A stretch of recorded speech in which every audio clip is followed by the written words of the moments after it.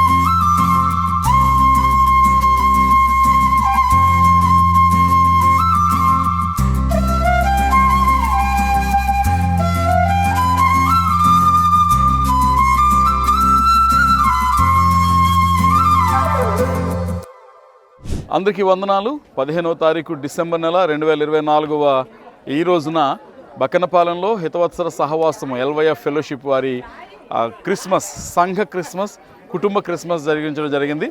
దేవుని మహాకృప వల్ల చాలా అద్భుతంగా అనేక వందల మంది ప్రజలు రావడం, దేవుని యొక్క మాటలు విన్నారు. అలాగే జనసేన నాయకులు, అలాగే వైఎస్ఆర్సీపీ నాయకులు, అన్ని పార్టీల నాయకులు కూడా ఈరోజు ఈ కార్యక్రమానికి వచ్చి పాలు పంపులు పొందడం ఎంతో ఆశీర్వాదకరం. మా చిన్నపిల్లలు వెనకాల కనిపిస్తున్నటువంటి పిల్లలందరూ కూడా చక్కగా నాట్యాలు చేసి దేవుని స్తుతించారు, దేవుని ఆరాధన చేశారు. మరి మన మధ్యలోకి వచ్చిన దైవ సేవకులు యేసుక్రీస్తు ప్రభు వారు ఈ లోకానికి ఎందుకు వచ్చారో తెలియచేశారు. మనందరికీ కూడా చక్కని కుమారుడిని దేవుడు అనుగ్రహించాడు. ఈ కుమారుడు మనుషులను మోక్షానికి చేర్చగలిగిన వాడు, నరకం నుండి తప్పించగలిగిన వారు అనేటువంటి సందేశాన్ని అద్భుతంగా చెప్పారు. అనేక మంది ఆశీర్వదించబడ్డారు, వచ్చిన ప్రతి ఒక్కరు కూడా దీవించబడ్డారు. మా సంఘ యవ్వనస్తులు, సంఘ పెద్దలు అందరూ కలిసి చక్కని భోజనం ఏర్పాటు చేశారు. ఆ భోజనాన్ని పాలు పంపులు పొందడానికి అనేక వందల మందిగా వచ్చిన ప్రజలందరికీ నేను ప్రత్యేకంగా వందనాలు తెలియజేస్తున్నాను.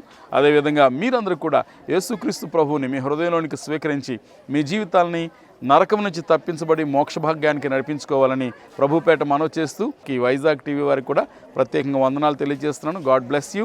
ఈ మాటలు విన్నందుకు దేవుడు మిమ్మల్ని అత్యధికంగా ఆశీర్వదించి నడిపించునుగాక. God bless you.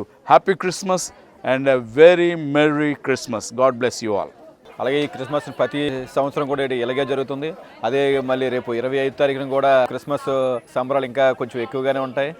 అలాగే 1st తారీఖున కూడా ఇంకా ఇదే క్రిస్మస్ కంటిన్యూ అవుతూనే ఉంటుంది. అందరికీ happy Christmas, merry Christmas. Happy Christmas అందరికీ. మేము చాలా బాగా సెలబ్రేట్ చేసుకున్నాం మా క్రిస్మస్ ఈ ఇయర్. యాక్చువల్గా చాలా కొత్త పీపుల్ని చూసాము and talking with you guys is so cool. ఈరోజు మీరు విట్నెస్ చేశారు కదా మా సెలబ్రేషన్స్, చాలా బాగుంటుంది. అందరికీ హ్యాపీ క్రిస్మస్.